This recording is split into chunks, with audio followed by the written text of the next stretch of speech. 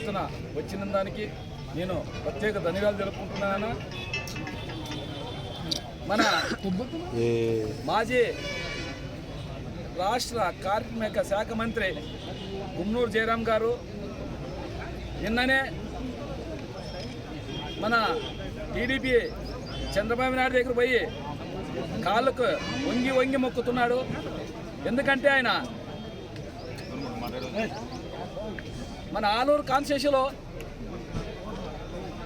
మన ఎస్టీలు అయితేనేమి, బీసీలు అయితేనేమి, మైనార్టీలు అయితేనేమి, ఎస్సీలు అయితేనేమి అందరూ ఆయనకి 2009 నుంచి మనోడు ఓ బీసీ మన ఆలూరు కాన్స్టిట్యూన్సీలో బీసీ ఎదగాలనే విధంగా ఆయనకి 2009లోన పీఆర్పీ తరఫున పోటీ చేసింటే ఆయన మనోడు వచ్చినాడని అందరూ కలిసి ఆయన సెకండ్ ప్లేస్కే తెచ్చినాడు. అప్పుడు రాజశేఖర రెడ్డి అంత హావు ఉన్నాయి. కానీ అదేవిధంగా 2014లో మన జగన్మోహన్ రెడ్డి గారు బీసీలు ఉండాలనే విధంగా ఓసీలో ఏదన్నా కానీ మీరు సరి చేసుకోండి అని చెప్తూనే ఉన్నారు. అయినా నువ్వు సరి చేసుకోలే, నీకు అహంకారం పెరిగిపోయా.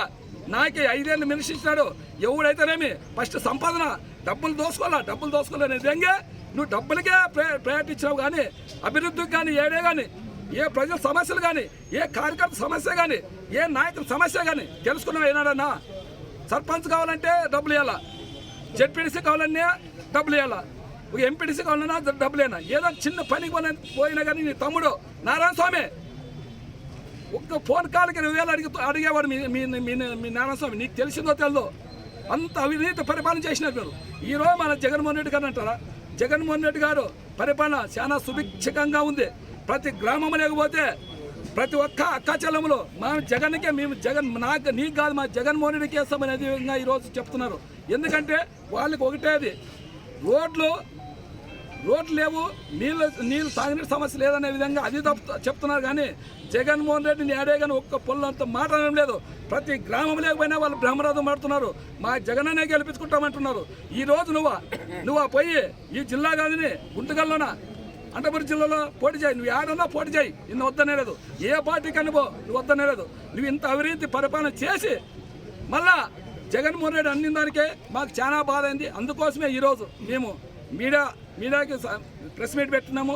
ఇంకా ఏదైనా కానీ ఇంకొకసారి మా జగన్మోహన్ రెడ్డిని అన్నావంటే నువ్వు ఇక్కడ మన ఆంధ్రలో తిరగకుండా చేసి తరిమి కొడతారని చెప్తున్నాను. ఏ కాన్షియస్కి పోయినా నిన్ను తరిమి కొట్టి నీకు ఖచ్చితంగా డిపాజిట్ లేకుండా ఓడించాక రెడీగా ఉన్నారు. నువ్వు ఎక్కడైనా పోటీ చేయి, నువ్వు ఆలూరులోనే చేయి, మన గుంటకల్లోనే చేయి, మంత్రాలయం చేయి, ఎక్కడ చేసినా నిన్ను ఓడించాక రెడీగా ఉన్నారు. నువ్వు మాత్రము ఎక్కడ పోయినా కానీ నీకే ఓటమి తప్పదనే చెప్తున్నాం. ఎందుకంటే